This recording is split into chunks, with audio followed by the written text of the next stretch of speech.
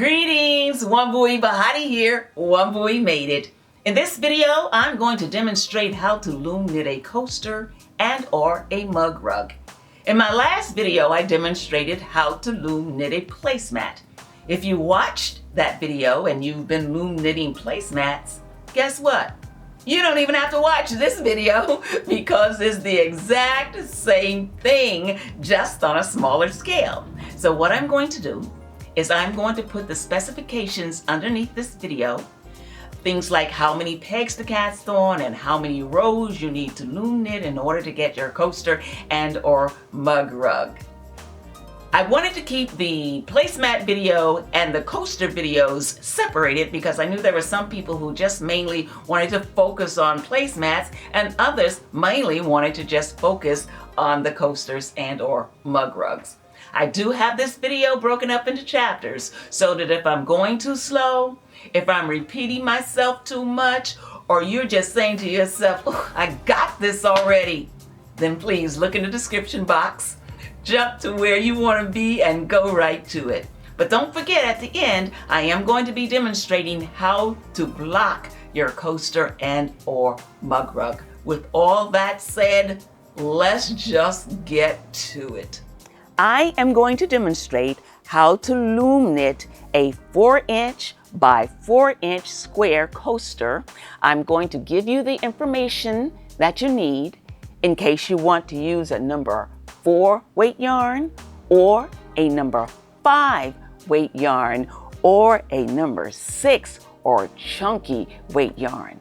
I'm also going to demonstrate how to loom knit a 5-inch by 7-inch mug rug.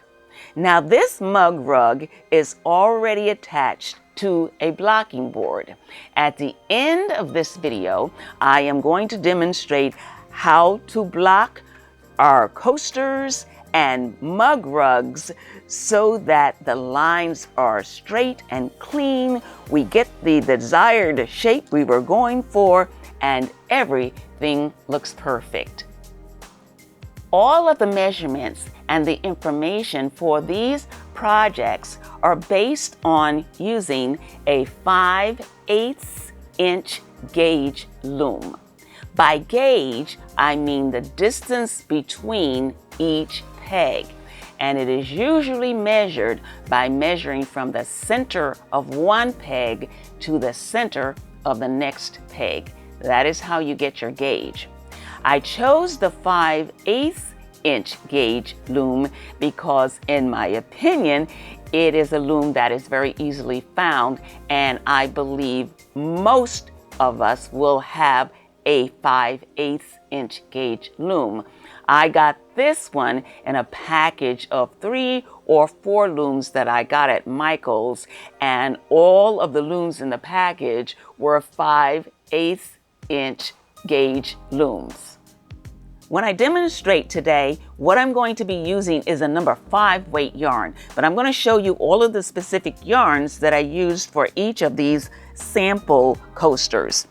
For the number 4 weight yarn, I used a Lion brand Wool Ease, number 4, and this is how it works up like this. Okay, and for the one I'm going to be demonstrating is Loops and Threads Charisma, and this is a number 5 weight yarn, and this works up like this, and this is acrylic.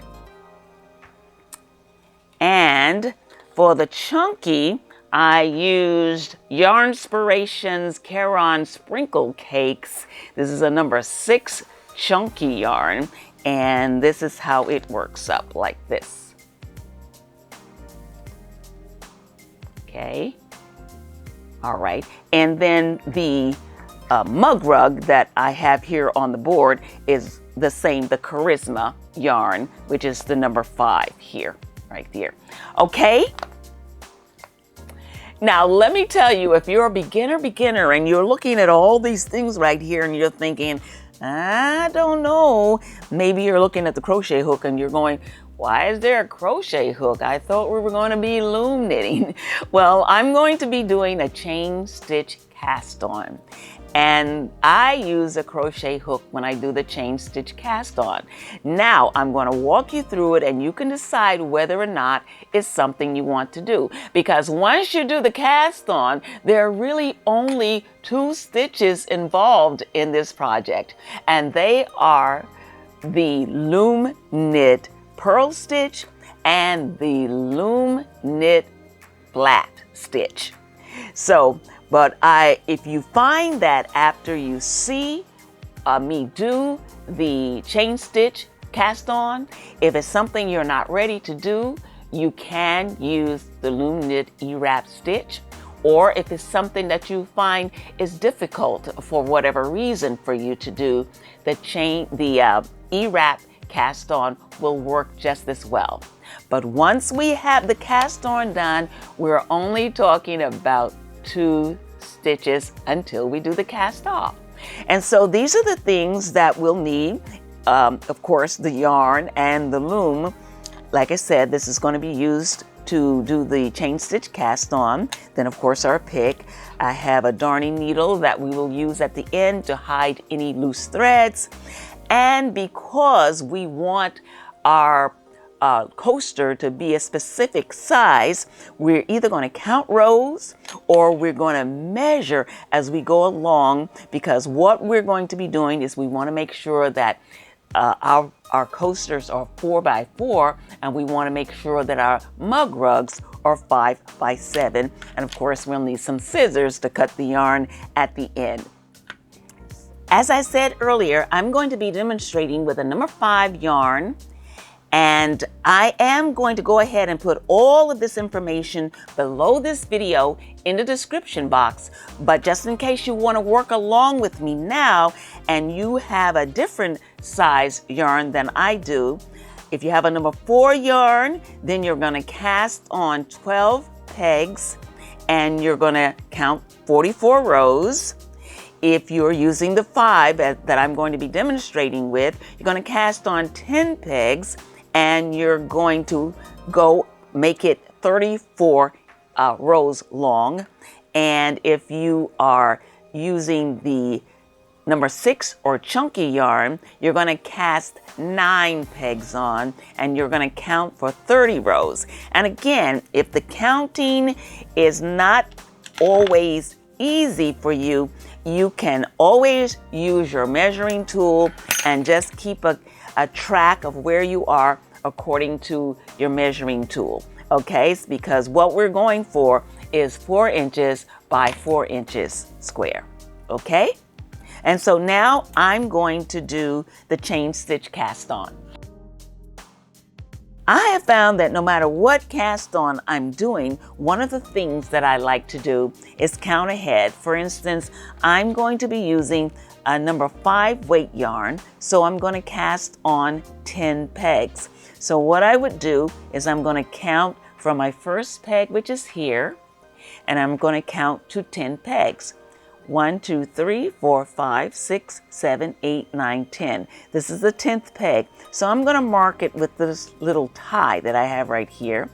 And that way I'll know this is my last peg. Now what that does is when I'm casting on, no matter how I'm casting on, what marking the last peg does is it allows me to just focus and have fun casting on without having to count or to worry if I pass the mark or if I'm getting to the mark. I don't have to worry about that. I can cast on and I know that when I get to my last peg, I'll know it because I've already marked it ahead of time. The first thing that I'm going to do is I'm going to make a loop.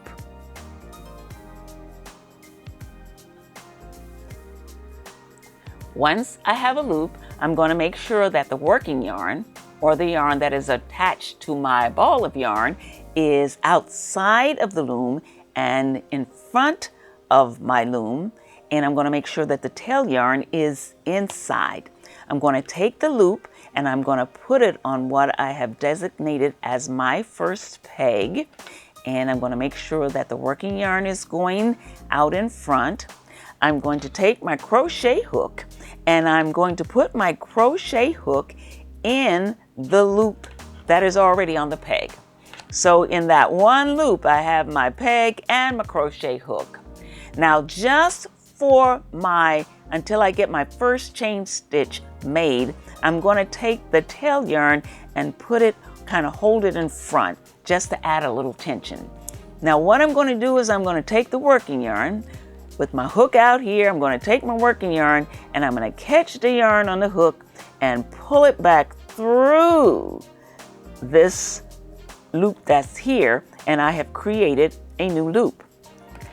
With the new loop on the hook, I'm going to go between the next two pegs. I'm going to wrap that with my working yarn and pull it back through, and I have created a new loop.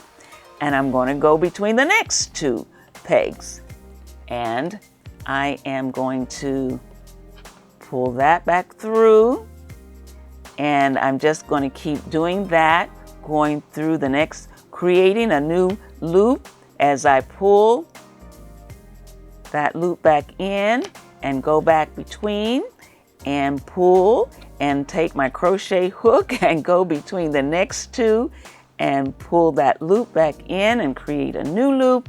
And then we're going to keep doing that until we have done our 10 pegs. And now this is our last loop right here. We know because we marked this right here. So I'm going to go ahead and take that marker off, and I'm going to take the working yarn and I'm going to put it inside, and I'm going to take this last loop that we have here, and I'm going to take that loop and I'm going to put that loop on our 10th peg, and now we have our chain stitch. That's our chain stitch is on. Okay, and now we are ready to go, because right now we're ready to start our first row. And our first row is a stitch that I just love. I think is my favorite stitch of all time. It is the Loom Knit flat stitch. And here is how it goes. You take the yarn, and make sure you always, when you're working on this project, always taking your yarn from the outside. You want to make sure it's on the outside of the peg. You want to lay that yarn across that row. You're going to lay it. You want to lay it flat, hence the Loom Knit flat stitch. And then you're just going to take the bottom and pull it up over that flat row. And you're going to take the bottom and pull it up over the flat row. Okay? Going to take the bottom and pull it up over the flat row. And that's what we're going to do. We're just going to take the bottom row here and pull it up over the top. Now, as always, your first couple of rows in loom knitting can be a little tight, but especially when you're using the flat stitch. It is one of the tightest loom knit stitches there is, but it's going to balance itself out when we start using the purl stitches. So you're just going to lay it on top of the peg, take the bottom and lift it up and over, and we're just going to keep doing that. You're not going to twist it, bend it, curve it, just lay it flat and take the bottom up and over, and take the bottom and up and over, and the bottom up and over. And when you get to the last one, just going to do the same thing, up and over. And that was our first row. Now, depending if you want to use your counter, if you do, then you would say, okay, I've got one row done. However, if you just want to knit without having to count and doing the row, you just keep an eye on your project with a measuring tool. And when you start getting close to the 4, then know that you want to start thinking about getting ready to cast off, okay? So either way you want to do it, because we're making 4x4 coasters right now, you want to make sure you don't want it to get past that 4-inch mark. Okay? All right, so now we've got one row done, and now we're going to do our second row. So we're going to go back the other way. When we go back the other way, we're going to do the purl. And so to do the purl, we're going to go underneath the top and scooch that bottom up. And then you're going to take everything off and put the new loop back on. And again, you take the top, scooch under, going to scooch that up like that. And then you're going to take everything off and put the new loop back on. Okay, so we're going to scooch under, go over, and pull that loop like that. This is the Loom Knit purl stitch, and put that back on. Again, I do have a video that's dedicated to just the purl stitch if you need to go slower or you want more details. Okay, so we're going to take that off and put it on. All right, so now I'm going to go underneath.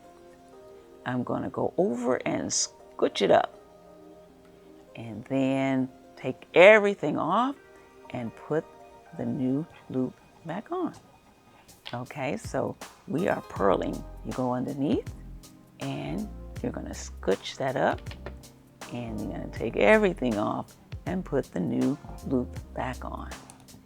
And I'm going to go pull it up, take everything off, put the new loop on. And we're going to go under, scooch up, and we're going to take all of these off. The yarn is caught here. All off and everything back on it. And because we are doing a 4-inch by 4-inch project, we get to the end very quickly. And so for the last one, we're going to do the same thing, scooch up, take everything off, and put that loop back on. And now we're back over here with the yarn on the end. We're going to make sure that the yarn is coming from the end on the outside. And guess what? It is time to do the Loom Knit flat stitch. So we're going to lay this down across the pegs, and we're going to take our tool and lift it up and over, and up and over, and with the keeping this yarn laying flat against the pegs, we're going to go up and over, and up and over, and we're keeping the top line flat. And we're just going to take the bottom and go up and over, and the bottom, up and over, the bottom, up and over, up and over, and up and over. And now it's time to do a row of purl. And so we're going to make sure it stays on the outside, and come back the other way. And now we're going to go under, over, up, take everything off, and put the new loop back on. Under, over, up, and everything off, and put the new loop back on. And we are now purling again. Okay. And we don't want to pull everything too tight, but we don't want it too loose either. But we definitely don't want to pull everything too tight. And just kind of go with the flow of your yarn. And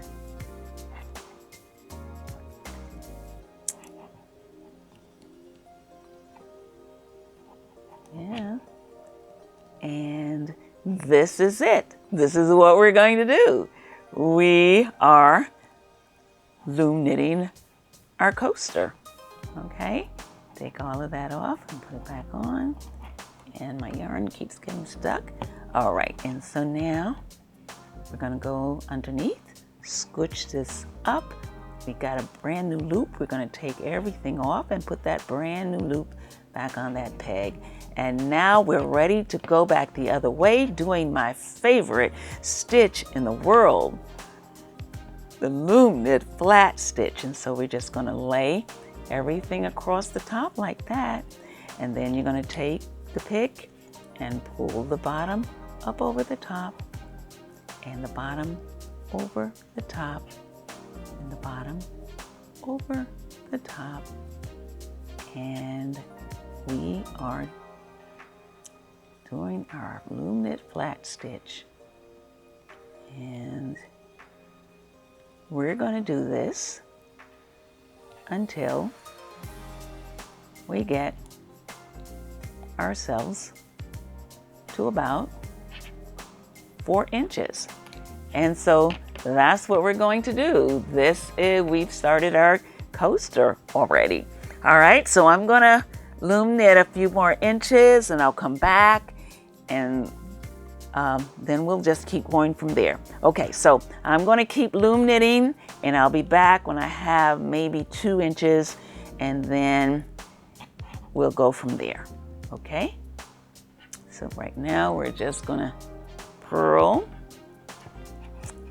and purl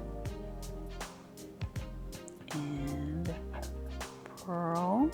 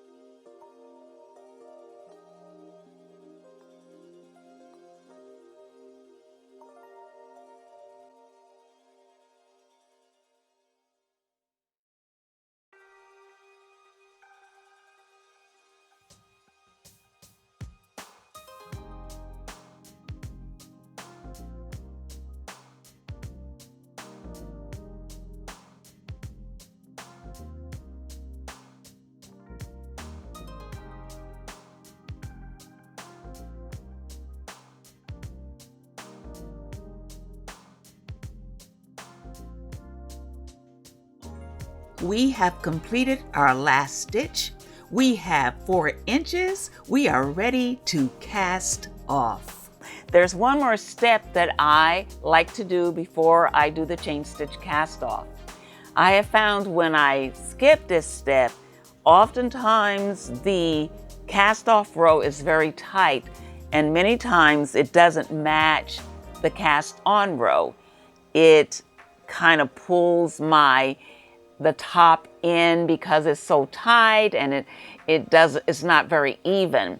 And so what I like to do is loosen these loops. These are the loops that we're going to use to do the chain stitch cast off, and I like to get them as loose as I possibly can without them jumping off the pegs.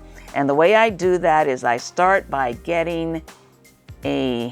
loosening up this first loop over here where the working yarn is, and just pull it, and it's very easy to do when the project is this small. So you want to pull this, get a lot of yarn, and the only thing you need to do is be mindful that this doesn't jump off because it's such a giant loop. And you're just gonna keep pulling the yarn in this way, and we may have to come back the other way and pull in the slack, but I find that when I can get the loops around these pegs really loose before I do the cast off, it is a breeze. In fact, I should get the loops so loose that I can literally do the cast off with my fingers. And so that's what we're doing. We're just going to pull and get these loops really loose. We want the loops around the peg, but barely touching the peg, just very loose. And okay.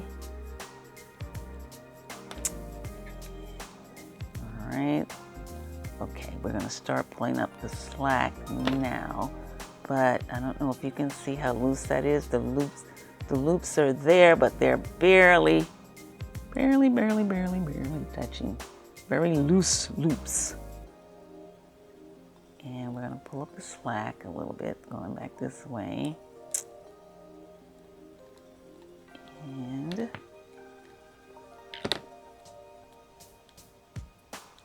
very loose loops.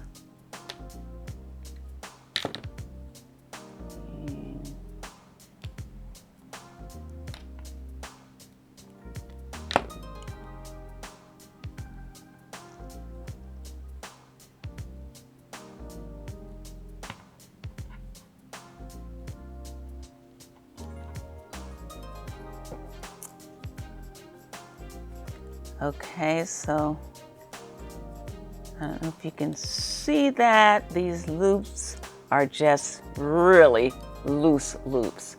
Okay, now we're ready to do the cast off. Now, the cast off, we are going to see the first peg, but we're not going to start with the first peg. Cast off, chain stitch cast off, we're going to start with the second peg.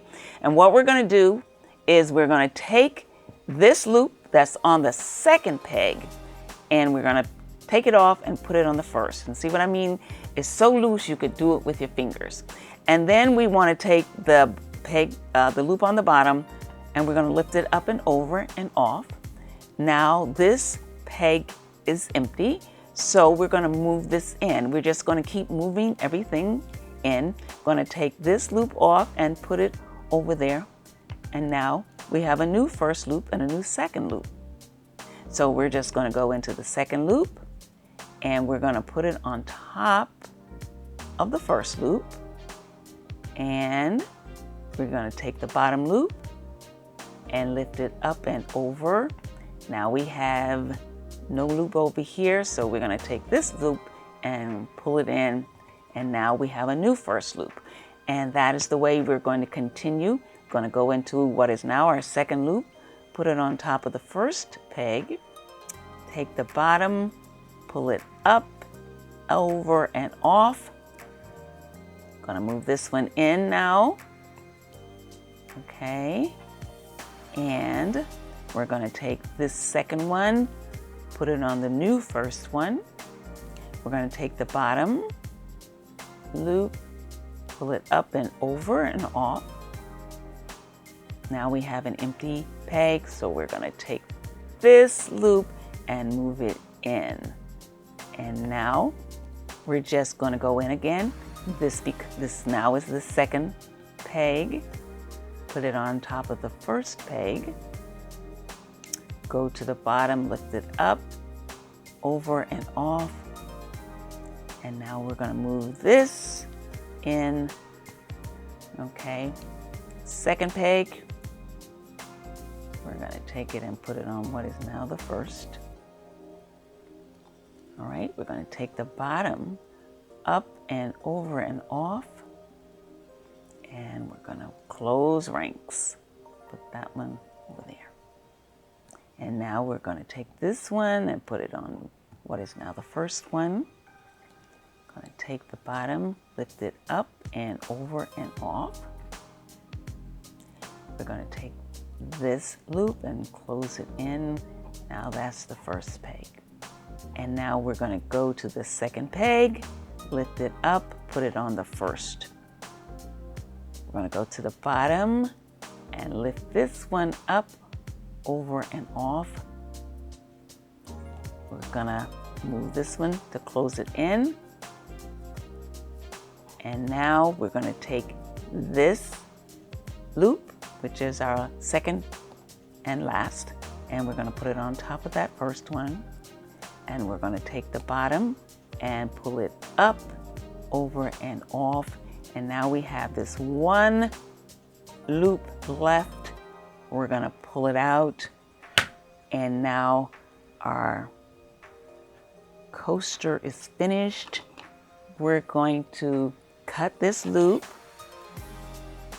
We're going to pull the working yarn out. And there we have it.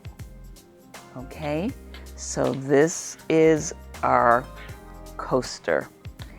Now what we're going to do is take a darning needle. Okay, we have a darning needle here, and we are going to thread it with each of these ends right here. We're going to hide these threads right here. And so we're going to thread the needle. And basically we're just going to hide them down the sides of the coaster, keeping in mind that we want to go in the sides, but we don't want to see the plastic needle, because if we can see the plastic needle, that means the thread is real visible. And we're just trying to do it so that it gets hidden in there. And let's pull it through this.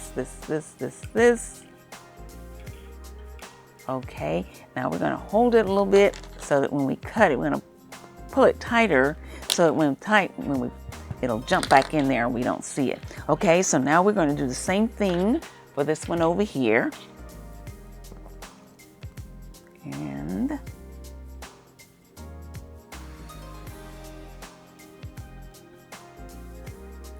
now we're going to do the same. We're going to hide this within the side seams.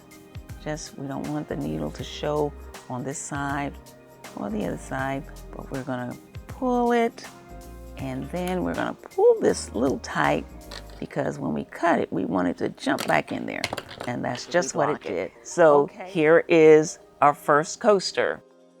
These are the mug rugs, and in order for this video not to be too extremely long, I am not going to demonstrate in this video me actually making a mug rug. But I want you to know it is the exact same process, the same cast on, the same 2 stitches, the same cast off. It is just the size that is different. These are the coasters that were made earlier using this same yarn. So what I'm going to do is I'm going to tell you, according to the yarn you might be using, I'm going to tell you how many pegs you would cast on to get started and how many rows you would knit in order to get a 5x7 mug rug based on the weight of yarn that you're going to be using. For instance, if you're going to be using a number 4 yarn, you're going to cast 15 pegs and you are going to knit for 70 rows. If you're using a number 5 yarn, you're going to cast 12 pegs and you're going to knit for 58 rows. And if you're using a number 6 or chunky yarn, you're going to cast on 11 pegs and you're going to knit for 50 rows. And those are the measurements and specifications that are going to give you a 5x7 mug rug. Now, what I am going to demonstrate right now is how to block your mug rug and or your coaster. Blocking is not something that you have to do. It is just something that you can do if you want to give your finished product sometimes a more professional look. Or let's say you wanted to give a set of coasters to someone as a gift, and you wanted them to all make sure they were all lined up and they were the exact same shape and the exact same size, then blocking might be something that you want to consider. In any case, I'm going to demonstrate the blocking process. It doesn't have to be used for this particular project, but it's just something to keep in mind and something to know in case there's ever a time when you want to even out or straighten up the edges and corners of a project that you have knitted. I'm going to block these two coasters here. And what I'm going to do is I'm going to immerse them in, this is room temperature water, kind of cool. And I'm just gonna get all the fibers really wet. I'm just gonna let it sit there for just maybe a minute or two until the fibers are all very wet. I'm now going to take a towel and I'm going to get my coaster or mug rug or whatever your item happens to be. The last thing you want to do is wring it. You don't want to wring your item like that.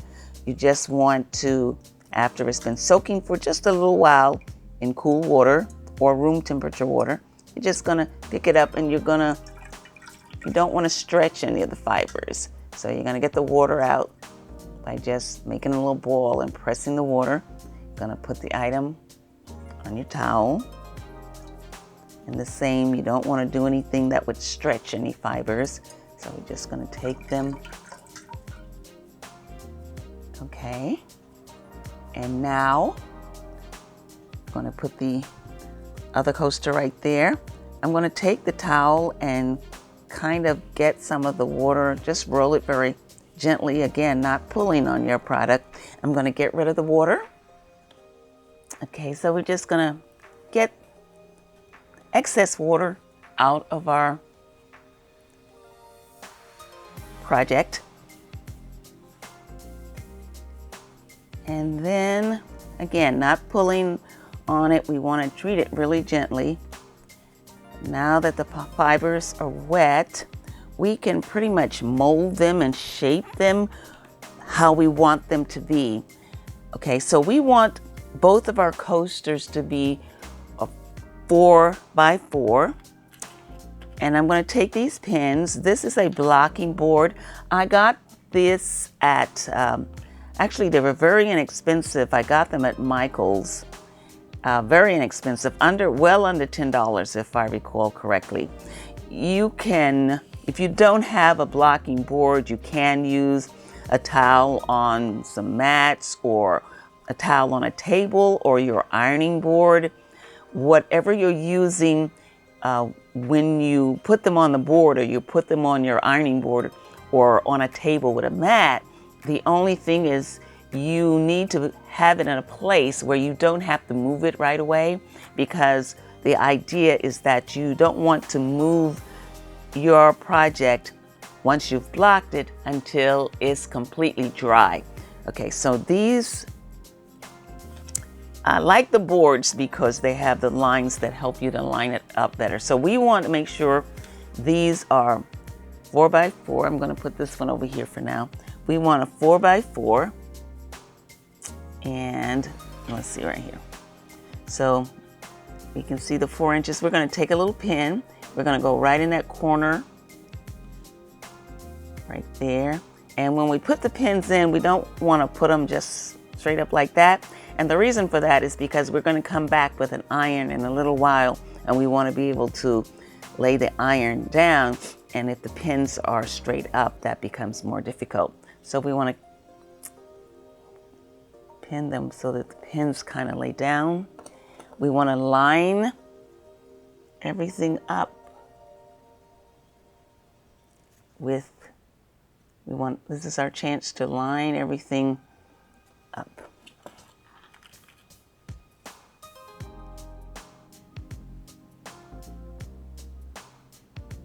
And I I think you get the picture. The idea is just you have this opportunity while the fibers are wet to really get this into the shape, get the lines straight, and get the measurements all even.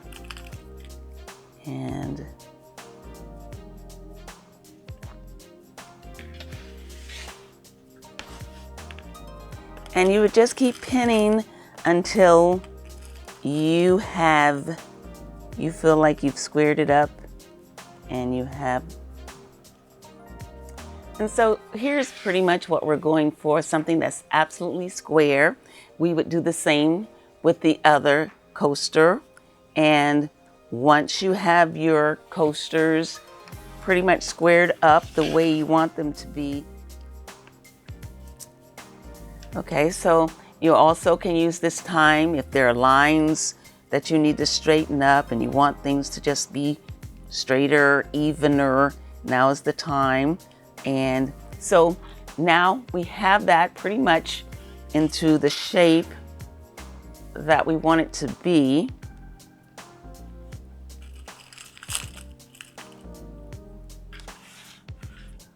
Once your project is in the shape that you want it to be, is looking squared off, everything looks good, what you're going to do is you're either going to take the same towel, or you can take something like a towel that you might even use in your kitchen.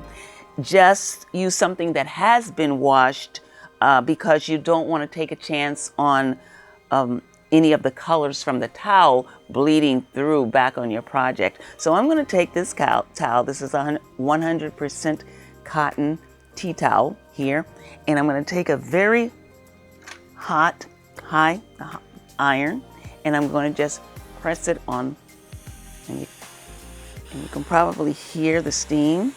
Just want to hold it there.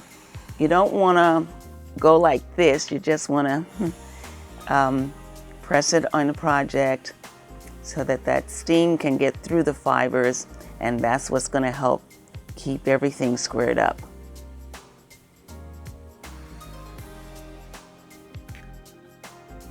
Okay, now you can probably see the smoke coming off of this.